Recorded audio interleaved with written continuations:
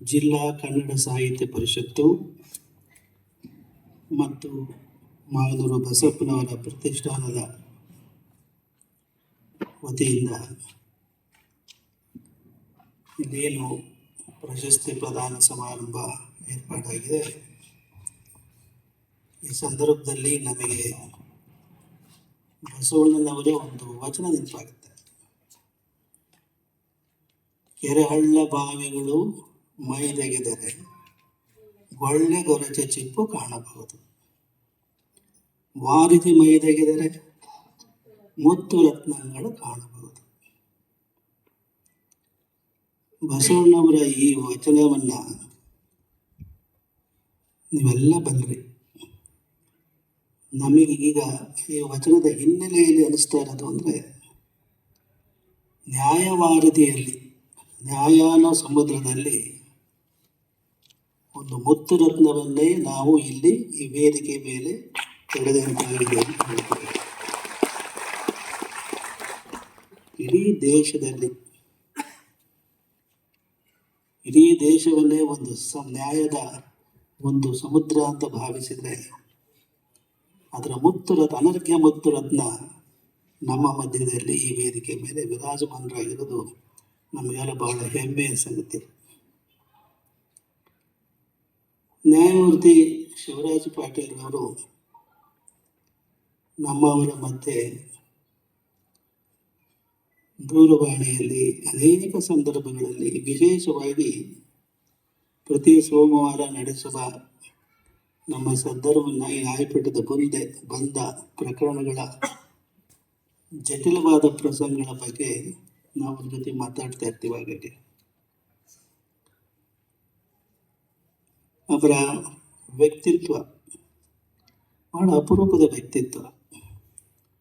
ಈ ವ್ಯಕ್ತಿತ್ವ ರೂಪುಗೊಂಡದ್ದು ಹೇಗೆ?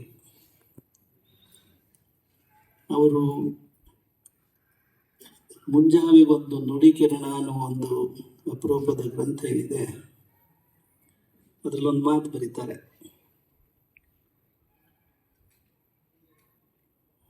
ಒಬ್ಬ ವ್ಯಕ್ತಿ, ಅದನ್ನು ನೀವು ಸಂಕ್ಷಿಪ್ತವಾಗಿ ವಿವರಿಸಿ ಹೇಳೋದಾದ್ರೆ, ನೀವು ಮೇಲಿನ ಮಹಡಿಗೆ ಹೋಗಬೇಕು ಅಂದರೆ 2 ರೀತಿಯ ವ್ಯವಸ್ಥೆ ಕಟ್ಟಡದಲ್ಲಿರುತ್ತೆ. ಒಂದು ಲಿಫ್ಟ್ನಲ್ಲಿ ಹೋಗೋದು, ಇನ್ನೊಂದು ಮೆಟ್ಲು ಹತ್ಕೊಂಡು ಹೋಗೋದು. ಅದು ಬಹಳ ಜನರು ಮೆಟ್ಲು ಹತ್ಕೊಂಡು ಹೋಗೋದು ಕಡಿಮೆ,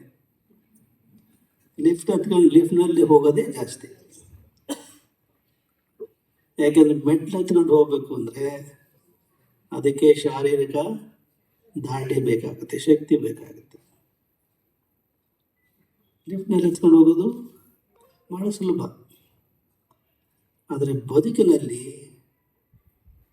ಒಂದೊಂದೇ ಮೆಟ್ಲನ್ನು ಹತ್ತಿ ಮೇಲೇರಿದವರು ಅಂದರೆ ಸನ್ಮಾನ್ಯ ನ್ಯಾಯಮೂರ್ತಿ ಶಿವರಾಜ ಪಾಟೀಲ್. ಅವರು ಮರದ ಕಲ್ಲಿನಿಂದ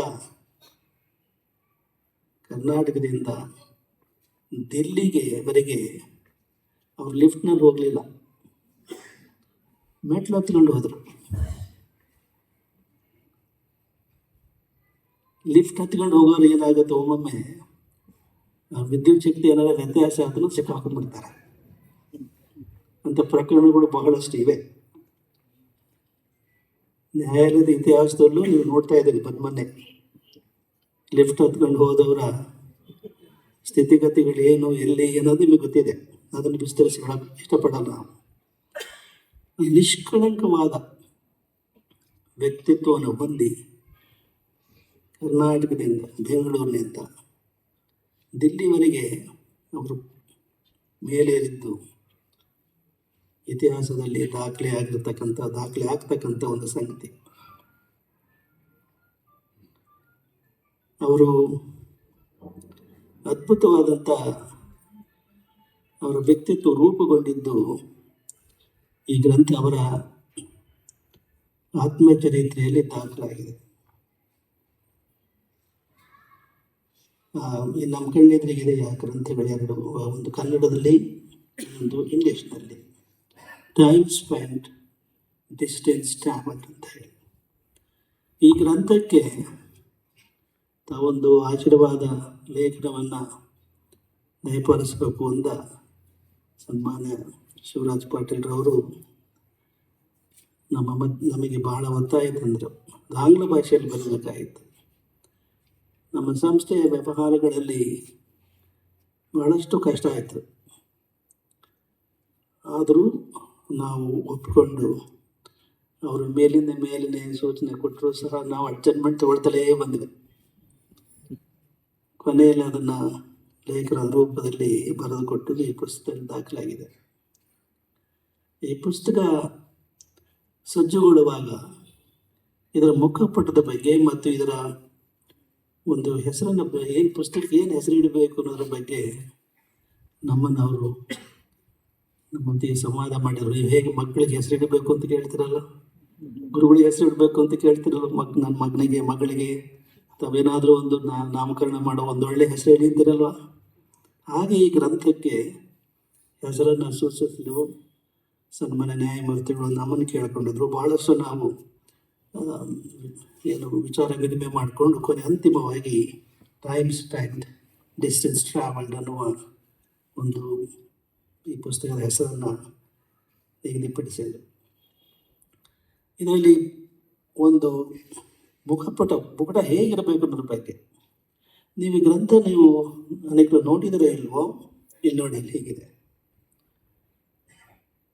ನ್ಯಾಯಮೂರ್ತಿಗಳ ಚಿತ್ರ ನೀವು ನೋಡೋದ್ರ ಜೊತೆಗೆ ನ್ಯಾಯಮೂರ್ತಿಗಳ ಕೆಳಭಾಗದಲ್ಲಿ ಏನಿದೆ, ಪುಸ್ತಕದ ಕೆಳಭಾಗದಲ್ಲಿ, ಚಿತ್ರದ ಕೆಳಭಾಗದಲ್ಲಿ ಮೇಲೇನಿದೆ ನೋಡಿ, ಕೆಳಭಾಗದಲ್ಲಿ ಎತ್ತಿನ ಬಂಡಿ ಇದೆ ಚಿತ್ರ, ಮೇಲ್ಭಾಗದಲ್ಲಿ ಸುಪ್ರೀಂ ಕೋರ್ಟಿನ ಚಿತ್ರ ಇದೆ. ನ್ಯಾಯಮೂರ್ತಿಗಳು ಸುಪ್ರೀಂ ಕೋರ್ಟಿಗೆ ಹೋಗಿದ್ದು ವಿಮಾನದಲ್ಲಲ್ಲ, ಅಲ್ಲಿವರೆಗೆ ಬೆಳೆದದ್ದು ಎತ್ತಿನ ಬಂಡಿ. ಕರ್ನಾಟಕದ ಎತ್ತಿನ ಬಂಡಿಯಲ್ಲಿ ಅವರು ಓಡಾಡಿ ಅಧ್ಯಯನ ಮಾಡಿ ಬೆಂಗಳೂರಿಗೆ ಬಂದು ಅವರು ದಿಲ್ಲಿಗೆ ಹೋಗಿದ್ದು. ಅವರ ಆರಂಭಿಕ ಜೀವನ ಏನಿದೆ ಅದನ್ನು ಎರಡು ಪ್ರಮುಖವಾದ ಘಟನೆಗಳನ್ನು ನಿಮ್ಮೊಂದಿಗೆ ಹಂಚ್ಕೊಳ್ಳೋಕೆ ಬಯಸ್ತೀವಿ. ನಿಮಗೆ ಪುಸ್ತಕವನ್ನು ಓದಲಿಕ್ಕೆ ಸಮಯಾವಕಾಶ ಆಗುತ್ತೋ ಇಲ್ಲ, ವೇದಿಕೆ ಮೇಲೆ ಕೇಳಿದ ಮಾತುಗಳು ಕ್ರಮೇಣ ಗಾಳಿಯಲ್ಲಿ ತೂರು ಹೋಗ್ಬೋದು. ಆದರೆ ಅವರ ಈ ಘಟನೆ ಏನಿದೆ, ಘಟನೆಗಳು ಎರಡು ಅವು ಅಚ್ಚಳಿದು ನಿಮ್ಮ ಮನಸ್ಸನ್ನು ಉಳಿತಾರೆ. ಎರಡು ಅವರ ಆತ್ಮಚರಿತ್ರೆ ದಾಖಲಾಗಲಿರುವ ಎರಡು ಘಟನೆಗಳು ಅಂದರೆ, ಒಬ್ಬ ಹಳ್ಳಿಯ ರೈತ, ಅವನು ಶಿವರಾಜ್ ಪಾಟೀಲ್ ಅವರು ಯುವಕರಾಗಿ 28 ವರ್ಷದ ವಕೀಲರು ಅಂತಕ್ಕಂಥ 28 ವರ್ಷದ ಯುವ ವಕೀಲರಾಗಿ ಇದ್ದಾಗ ಒಬ್ಬ ಹಳ್ಳಿ ರೈತ ಬರ್ತಾನೆ. ಅವನು ಕೆಳಗಿನ ಕೋರ್ಟ್ನಲ್ಲಿ ಸೋತಿರ್ತಾನೆ. ಅವನ ಕೇಸ್ ವಜಾ ಆಗಿರುತ್ತೆ. ಕೇಸ್ ಏನು ಅಂತ ಹೇಳಿದರೆ, ಒಬ್ಬ ಶ್ರೀಮಂತನೋ ಯಾರೋ ಅವನ ಜಮೀನನ್ನು ತನ್ನ ಹೆಸರಿನಲ್ಲಿ ಒಂದು ಕರಾರು ಪತ್ರ ಮಾಡಿಸ್ಕೊಂಡಿರ್ತಾನೆ, ಬರೆದು ಕೊಟ್ಟಿರ್ತಾನೆ. ಅವನ ಹಳ್ಳಿ ರೈತ, ದಾಖಲೆ ಇದೆ.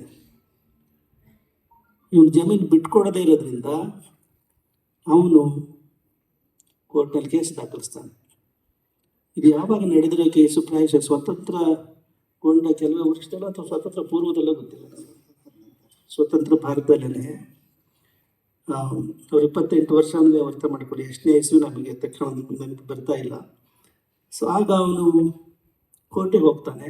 ಆ ಶಾಪಾಕಾರದಲ್ಲಿ ಬರ್ಕೊಟ್ಟಿರ್ತಾನಲ್ಲ ರೈತ ಕರಾರು ಪತ್ರ, ಅದರ ಆಧಾರದ ಮೇಲೆ ರೈತನಿಗೆ ವಿರುದ್ಧವಾಗಿ ತೀರ್ಮಾನ ಆಗುತ್ತೆ. ಜಮೀನು ಖರೀದ ಮಾಡಿದಾನೆ ಅಂತ ಹೇಳಿ ಆ ಸಾಕ್ಷ್ಯಾಧಾರಗಳ ಮೇಲೆ ತೀರ್ಮಾನ ಆಗಿಬಿಟ್ಟಿರುತ್ತೆ. ಆ ರೈತ ಬರ್ತಾನೆ ಸನ್ಮಾನ್ಯ ಶಿವರಾಜ್ ಪಾಟೀಲ್ ಹತ್ರ, ಸ್ವಾಮಿ ನಾನು ಅದ್ಯಾವುದೂ ಬರೆದು ಕೊಟ್ಟಿಲ್ಲ, ಖಂಡಿತವಾಗಿ ಬರ್ಕೊಟ್ಟಿಲ್ಲ, ನಾನು ನಂಬಿ ನೀವು ಅಂತ ಕೇಳ್ಕೊಡ್ತೇನೆ. ನಾನು ಮೇಲ್ಮನವಿ ಸಲ್ಲಿಸ್ಬೇಕು ಅಂತ ಬಯಸ್ತೀನಿ, ನೀವು ವಕಾಲತ್ ವಹಿಸಿ ನಡೆಸಬೇಕು ಅಂತ ಕೇಳ್ಕೊಡ್ತಾನೆ. ಆಗ ಪಾಟೀಲ್ರವರು, ನಾನು ಇನ್ನೂ ಯುವ ವಕೀಲಪ್ಪ, ಯಾರಾದರೂ ದೊಡ್ಡ ವಕೀಲರ ಹತ್ರ ಇನ್ನು ಹೋಗು ಅಂದರು ಅವನು ಕೇಳಲ್ಲ. ಹಳ್ಳಿ ರೈತ ತಾವೇ ನಡೆಸಬೇಕು ಅಂತ ಒತ್ತಾಯ ಮಾಡ್ತಾನೆ. ಯಾಕೆಂದ್ರೆ ಅವ್ರು ಜ್ಯೋತಿಷಿಗಳ ಹತ್ರ ಕೇಳ್ಕೊಂಬಂದಿರ್ತಾನೆ, ಯಾರಿಗೆ ಕೊಡಬೇಕು ಮೇಲ್ ಬಂದು ಫೈಲ್ ಮಾಡ್ಲಿಕ್ಕೆ ಯಾರಿಗೆ ಕೊಡಬೇಕು ಅಂತ ಜ್ಯೋತಿಷಿಗಳು ಹೇಳಿದ್ರಂತೆ, ಶಿವರಾಜ್ ಪಾಟೀಲ್ರಿಗೆ ಕೊಡಿ ಅಂತ ಹೇಳಿ. ಈ ಚುನಾವಣೆ ನಿಂತುಕೊಳ್ಳುವಾಗ ಜ್ಯೋತಿಷಿಗಳ ಹತ್ರ ಬಹಳ ಇದೆ ನಮ್ಮ ದೇಶದಲ್ಲಿ ಗೊತ್ತಿದೆ. ಪಾಟೀಲ್ರ ಅದನ್ನ ವಕಾಲತ್ತು ವಹಿಸಿ ನ್ಯಾಯಾಲಯದಲ್ಲಿ ಅವನ ಪರವಾಗಿ ಹಾಜರಾಗಿ ವಾದ ಮಂಡಿಸ್ಲಿಕ್ಕೆ ಮುಂದಾಗ್ತಾರೆ. ಸಂಜೆ 4 ಗಂಟೆ ಆಗಿರುತ್ತೆ. ಆಗ ಇದ್ದಂಥ ನ್ಯಾಯಾಧೀಶರು ಇದರಲ್ಲಿ ಏನಿದೆ, ಹುರುಳಿದೆ, ಕ್ರಯಪತ್ರ ಇದೆ, ಸಾಕ್ಷಿಗಳಿದ್ದಾವೆ, ಏನಿದೆ ಇದರ ಹುರುಳು ಅಂತ ಹೇಳಿ ಅವರಿಗೆ ಮಾತಾಡ್ತಾರೆ. ವೇಳೆ ಆಗಿರುತ್ತೆ ನ್ಯಾಯಾಲಯದ್ದು. ಒಂದು ಅಡ್ಜರ್ಮೆಂಟ್ ಕೇಳ್ತಾರೆ, ನಾಳೆಗೆ ಹಾಕ್ಕೊಡಿ ಅಂತ. ಅದಂತೆ ಅದು ನಾಳೆಗೆ ಅಡ್ಜರ್ನ್ ಆಗುತ್ತೆ. ಯುವ ವಕೀಲರಾಗಿದ್ದಂಥ ಶಿವರಾಜ್ ಪಾಟೀಲ್ ಅವರು ಆ ಕ್ರಯಪತ್ರ ಇದಿದೆಯಲ್ಲ, ಛಾಪಾ ಕಾಗದಲ್ಲಿ ಬರ್ಕೊಟ್ಟಂಥ ಕರಾರು ಪತ್ರ, ಅದನ್ನು ಬಹಳ ಸೂಕ್ಷ್ಮವಾಗಿ ಅಧ್ಯಯನ ಮಾಡ್ತಾರೆ. ರೈತ ಸುಳ್ಳು ಹೇಳಲ್ಲ, ರೈತರು ಬಹಳ ಪ್ರಾಮಾಣಿಕರಿರ್ತಾರೆ. ನಾಲಿಗೆ, ಅವ್ರ ರೈತರ ನಾಲಿಗೆ ಇದೆಯಲ್ಲ, ಅದು ಈ ಛಾಪಾ ಕಾಗದಕ್ಕಿಂತಲೂ ಹೆಚ್ಚಿನ ಬೆಲೆ ಉಳ್ಳಂಥದ್ದು ರೈತರ ನಾಲಿಗೆ. ಇನ್ನೊಬ್ಬರಿಗೆ ಮೋಸ ಮಾಡಲಿಕ್ಕೆ, ವಂಚನೆ ಮಾಡಲಿಕ್ಕೆ ಇಷ್ಟಪಡಲ್ಲ. ಸೊ ಇದನ್ನು ಆಳವಾಗಿ ಅಧ್ಯಯನ ಮಾಡ್ತಾರೆ. ಅಧ್ಯಯನ ಮಾಡಿ ಮಾರನೇ ದಿನ ಕೋರ್ಟಿಗೆ ಹಾಜರಾದಾಗ ವಾದ ಮಂಡಿಸ್ತಾರೆ. ಅವರು ಕಂಡುಕೊಂಡಂಥ ಸತ್ಯ ಸಂಗತಿ ಏನು ಅಂದರೆ, ನ್ಯಾಯಾಧೀಶರಿಗೆ ಅವ್ರು ಹೇಳ್ತಾರೆ, ಮನವರಿಕೆ ಮಾಡಿಕೊಡ್ತಾರೆ, ಈ ಕರಾರು ಪತ್ರ ಕೊಟ್ಟಿ ಪತ್ರ. ಹೇಗೆ ಕೊಟ್ಟಿ ಪತ್ರ ಅಂದರೆ, ಇದು ಕರಾರು ಪತ್ರ ದಾಖಲಾಗಿರುವ ವರ್ಷ ಏನಿದೆಯಲ್ಲ, ಆ ವರ್ಷ ನಂತರ 2 ವರ್ಷದ ನಂತರ ಮುದ್ರಿತವಾಗಿರತಕ್ಕಂಥ ಕರಾರು ಪತ್ರ ಇದು. ಅದೇನೋ ಇದು ಪತ್ರದಲ್ಲಿ ನಿಗೂಢವಾಗಿರುತ್ತಂತೆ, ಇದು ಎಂಬಾಸಿನ ಮಾಡಿರ್ತಾರಂತಲ್ಲ, ಎಂಬಾಸ್ ಮಾಡಿರ್ತಾರೆ, ಬಾಂಡ್ ಪೇಪರ್. ಅದರಲ್ಲಿ ಅದು ಏನಂತಾರೆ, ಅದಕ್ಕೆ ವಾಟರ್ ಮಾರ್ಕ್ ಏನಂತಾರಲ್ಲ, ಎಸ್, 2 ವರ್ಷದ ನಂತರ ಪ್ರಿಂಟ್ ಆಗಿದೆ. 2 ವರ್ಷ ನಂತರ ಪ್ರಿಂಟ್ ಆಗಿರೋ ಛಾಪಾ ಕಾಗದದಲ್ಲಿ 2 ವರ್ಷ ಹಿಂದಿನ ದಿನ ಹೇಗೆ ಕರಾರು ಪತ್ರ ಬರೀಲಿಕ್ಕೆ ಸಾಧ್ಯ ಅಂತ ಹೇಳಿ ವಾದ ಮಾಡಿಸ್ಬಿಟ್ಟ. ಈ ವಾದಕ್ಕೆ ಮನಸೋತಂತ ಆಗ ನ್ಯಾಯಾಧೀಶರು ಕುಲಕರ್ಣಿ ಅವರು ಕೂತ್ಕೊಳ್ಳಿ ಅಂತ ಹೇಳಿ ಎದುರು ಪಾರ್ಟಿ ವಕೀಲನ ಕರೆಸಿದಾಗ ನೀವೇನು ಹೇಳ್ತೀರಿ ಅಂದರೆ, ಆ ಹಿರಿಯ ವಕೀಲರ ಬಾಯಿ ಏನು ಮಾತು ಬರಲ್ಲ ಅವರಿಗೆ. ಹೀಗಾಗಿ ಅವರ ಕಕ್ಷಿದಾರನ ಪರವಾಗಿ ಗೆಲ್ತಾರೆ, ಬಹಳ ಸಂತೋಷ ಪಡ್ತಾರೆ, ಖುಷಿ ಪಡ್ತಾರೆ. ಇದು ಶ್ರೀ ಶಿವರಾಜ ಪಾಟೀಲ್ ಅವರು ಹತ್ತಿದಂಥ ಮೊದಲನೆಯ ಮೆಟ್ಲು. ಇಂಥ ಹಲವಾರು ಮೆಟ್ಲುಗಳಿದ್ದಾವೆ. ಇನ್ನೊಂದು ಮೆಟ್ಲಿದೆ, ಬಹಳ ಅಪರೂಪದ್ದದು. ಒಬ್ಬ ಹಳ್ಳಿ ಮಹಿಳೆ ಬರ್ತಾಳೆ, ಹರಿದ ಸೀರೆ, ಮಾಸಿದ ಸೀರೆ. ಅವಳು ಬರ್ತಾಳೆ, ಬಂದು ಕಾಣ್ತಾಳೆ. ಆಕೆ ಪ್ರಕರಣ ಏನು? ಆಕೆ ವಿಧವೆ, ತೀರ್ಕೊಂಡು ಹೋಗಿರ್ತಾನೆ ಗಂಡ. ಆದರೆ ದಿವಂಗತ ಪತಿಯ ಅಣ್ಣ ಇದ್ದಾನಲ್ಲ, ಅವನು ಆಸ್ತಿ ಕೊಡ್ತಾ ಇಲ್ಲ, ಭಾಗ ಕೊಡ್ತಾ ಇಲ್ಲ. ಅದ್ರ ಬಗ್ಗೆ ಬರ್ತಾಳೆ ಮಹಿಳೆ. ಕೇಸನ್ನು ಇವರು ನಡೆಸಲಿಕ್ಕೆ ಅಂಗೀಕರಿಸ್ಕೊಳ್ತಾರೆ. ಕೋರ್ಟಿಗೆ ದುಡ್ಡು ಕಟ್ಟಬೇಕಾಗಿರುತ್ತೆ. ಪಾಪ ಯಾಕೆಂದ್ರೆ ದುಡ್ಡಿಲ್ಲ. ಆಕೆ ಏನು ಮಾಡ್ತಾಳೆ, ಆವಾಗ 15 ರೂಪಾಯಿನ ಕಟ್ಟಬೇಕಾಗಿರುತ್ತೆ ಅವ್ರ ದಾಖಲೆ ಪ್ರಕಾರ. ಆಕೆ ಗಂಡ ಕೊಟ್ಟಂಥ ಬಂಗಾರದ ಬಳೆಗಳನ್ನೇ ಗಿರಿವಿ ಇಟ್ಟು ಸಾಲ ತಂದು ಕಟ್ಟಿರ್ತಾಳೆ ಅವ್ರ ಅಸಿಸ್ಟೆಂಟ್ಗೆ. ಈ ವಿಷಯ ಗೊತ್ತಾದ ತಕ್ಷಣವೇ ಶಿವರಾಜ್ ಪಾಟೀಲ್ ಅವರು ಆ ಗಿರಿವಿಯಲ್ಲಿ ಇಟ್ಟಿದ್ದ ಬಂಗಾರದ ಬೆಳೆ, ಅದಕ್ಕೆ ಕೊಡಪ ಅಲ್ಲಿ ಎಷ್ಟು ಸಾಲ ಮಾಡಿದ್ದು ಆ ಹಣವನ್ನು ಇವರೇ ಪಾವತಿ ಮಾಡಿ ಆಕೆ ಬಂಗಾರದ ಬಳೆ ವಾಪಸ್ ಕೊಡಿಸ್ತಾರೆ. ಮತ್ತೆ ಕೇಸನ್ನು ನಡೆಸಿ ಆಕೆ ಪರವಾಗಿ ಗೆಲ್ತಾರೆ.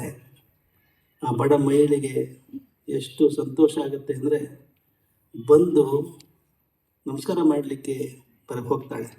ಅವ್ರ ಆಫೀಸಿಗೆ ಬಂದು, ಸನ್ಮಾನ್ಯ ಶಿವರಾಜ್ ಪಾಟೀಲ್ ಅವರು, ನೋಡಮ್ಮ ನನಗೆ ಮಾಡಬೇಡಮ್ಮ, ನನ್ನ ತಾಯಿ ಬದುಕಿದ್ರೆ ನಿನ್ನ ವಯಸ್ಸಿನ ನಿನ್ನ ಹಾಗೆ ಇರ್ತಿದ್ಲು, 60 ವರ್ಷ ಆಗಿರ್ಬೋದು. ನೀನು ನಮ್ಮ ತಾಯಿ ಸ್ವರೂಪ ನೀನು ಮಾಡೋದು ಬೇಡ ಅಂತ ಹೇಳಿ ಅಂತರಂಗದ ಮಾತುಗಳನ್ನು ಅವರು ಹೇಳ್ತಾರೆ. ಒಂದು ಮಾತು ಒಳ್ಳೆಯದು, ಒಂದು ಆ ಸಂದರ್ಭದಲ್ಲಿ ಅವರ ಆತ್ಮಚರಿತ್ರೆ ಬರೆದ ಮಾತಂದರೆ ಹೀಗಿದೆ: ಯಾವಾಗಲೂ ಆ ಮಹಿಳೆ ಹೇಳ್ತಾಳೆ, ಇವು ಬೇಡ ತಾಯಿ, ನನ್ನ ತಾಯಿ ಬದುಕಿದ್ರೆ ಆಕೆಗೂ ನಿನ್ನಷ್ಟೇ ವಯಸ್ಸಾಗಿರುತ್ತಿತ್ತು, ನೀನು ನನ್ನ ಕಾಲಿಗೆ ನಮಸ್ಕರಿಸಬಾರದು ಎಂದು ಹೇಳಿದೆ. ಆಕೆ ನಿಮಗೆ ಒಳ್ಳೆಯದಾಗಲಿ, ನಿಮ್ಮ ಮನೆಯವರವರಿಗೆ, ಮಕ್ಕಳಿಗೆ ದೇವರು ಯಾವಾಗಲೂ ಒಳ್ಳೆಯದು ಮಾಡಲಿ ಎಂದು ಹರಸಿದಳು. ಯಾವಾಗಲೂ ಹಣದ ಬಲಕ್ಕಿಂತ ಹಾರೈಕೆ ಹೆಚ್ಚು ಶಕ್ತಿಶಾಲಿ ಎಂದು ನಾನು ನಂಬಿದ್ದೇನೆ. ಎಷ್ಟೇ ದೊಡ್ಡ ಕೇಸುಗಳನ್ನು ಗೆದ್ದರೂ ಆ ತಾಯಿಯಂತಹ ಬಡ ಅಸಹಾಯಕರ ಪರವಾಗಿ ಗೆಲ್ಲುವ ಕೇಸುಗಳು ಕೊಡುವ ಸಂತೃಪ್ತಿಗೆ ಬೇರೆ ಯಾವುದೂ ಸಮನಾಗಲಾರದು ಅನ್ನೋ ಮಾತುಗಳ ಅಪರೂಪದ ಮಾತುಗಳನ್ನು ಹಾಕಿದ್ದಾರೆ. ಈ ಗ್ರಂಥವನ್ನು ನೀವು ಓದಬೇಕು. ಅವರ ಗ್ರಂಥಗಳಲ್ಲಿರ್ತಕ್ಕಂಥ ಅನೇಕ ಮಾತುಗಳನ್ನು ನಾವು ಹಾಗೆಯೇ ಟಿಪ್ಪಣಿ ಮಾಡ್ಕೊಳ್ತಾ ಇದ್ವಿ. ಈ ವೇಳೆಯಾಗಿರೋದ್ರಿಂದ ಅವರ ಜೀವನ ಅನುಭವದ ಮಾತುಗಳನ್ನು ನಾವು ಕೆಲವು ಟಿಪ್ಪಣಿ ಮಾಡಿಕೊಂಡಿರ್ತಕ್ಕಂಥ ಕೆಲವು ನುಡಿಗಟ್ಟುಗಳನ್ನು ಇಲ್ಲಿ ಮೊದಲಿಗೆ ಹೇಳಲಿಕ್ಕೆ ಇಷ್ಟಪಡ್ತೀವಿ. ಅದಕ್ಕೂ ಮುಂಚೆ ಸನ್ಮಾನ್ಯ ಶಿವರಾಜ್ ಪಾಟೀಲ್ರವರು, ಜಸ್ಟಿಸ್ ಶಿವರಾಜ್ ಪಾಟೀಲ್ ಹೇಳಿದ ಹಾಗೆ ಮಾನೂರು ಬಸಪ್ಪನವರಿಗೂ ಮತ್ತು ಅವರಿಗೂ ಅನೇಕ ಸಾಮ್ಯತೆಗಳಿವೆ. ಚಿಕ್ಕ ವಯಸ್ಸಿನಲ್ಲಿ ಯಜಮಾನರು 2 ತಿಂಗಳಲ್ಲಿ ಅವ್ರ ತಾಯಿಯನ್ನು ಕಳೆದುಕೊಂಡರು. ಹಾಗೆಯೇ ಶಿವರಾಜ್ ಪಾಟೀಲರು ಸಹ ಚಿಕ್ಕ ವಯಸ್ಸಿನಲ್ಲೇ ಪ್ರಾಯಶಃ 2 ವರ್ಷದ ಅವಧಿಯಲ್ಲಿ ಅವ್ರ ತಾಯಿಯನ್ನು ಕಳ್ಕೊಂಡು, ಅವ್ರ ತಾಯಿಯನ್ನು ನೋಡದೇ ಇರತಕ್ಕಂಥ ದುಃಖ, ವೇದನೆ ಶಿವರಾಜ್ ಪಾಟೀಲ್ ಅವರಿಗೆ ಈಗಲೂ ಇದೆ. ನನ್ನ ತಾಯಿಯ ಮುಖವನ್ನು ನಾನು ನೋಡ್ಲಿಕ್ಕೆ ಆಗಲಿಲ್ವಲ್ಲ. ಎಲ್ಲರ ಭಾವಚಿತ್ರಗಳಿದ್ದಾವೆ, ಆ ಭಾವಚಿತ್ರದಲ್ಲಿ ನನ್ನ ತಾಯಿಯ ಚಿತ್ರವೇ ಇಲ್ವಲ್ಲ ಅನ್ನೋದನ್ನು ಒಂದು ನೋವು ಅವರ ಮನಸ್ಸಿನ ಆಳದಲ್ಲಿದೆ. ಆದರೂ ಹೇಗಿದ್ದಿರ್ಬೋದು ತಾಯಿ ಅನ್ನೋದನ್ನು ಅವರ ಅಕ್ಕಂದರಿಂದ ಅವರು ತಿಳಿದುಕೊಂಡಿರೋದು ಸಮಾಧಾನ ಮಾಡಿಕೊಂಡಿದ್ದಾರೆ. ಮತ್ತು ಅಪರೂಪದ ವ್ಯಕ್ತಿತ್ವವುಳ್ಳಂಥ ಶಿವರಾಜ್ ಪಾಟೀಲರು, ಮಾನೂರು ಬಸಪ್ಪನ ವ್ಯಕ್ತಿತ್ವ ಏನಿತ್ತು, ಅವರ ಕೆಲವು ಸಮಾನ ಧರ್ಮಗಳಿದ್ದಾವೆ. ನಿಷ್ಕಳಂಕ ವ್ಯಕ್ತಿತ್ವ. ಮಾನೂರು ಬಸಪ್ಪನವರು, ನಾವು ಅದರಲ್ಲಿ ಮುನ್ನುಡಿಯಲ್ಲಿ ಬರೆದಿರೋ ಹಾಗೆ, ನಮ್ಮ ಸಾಮಾಜಿಕ ಜೀವನದಲ್ಲಿ ನಮಗೆ ಊರುಗೋಲಾಗಿದ್ದವರು ಅವರು.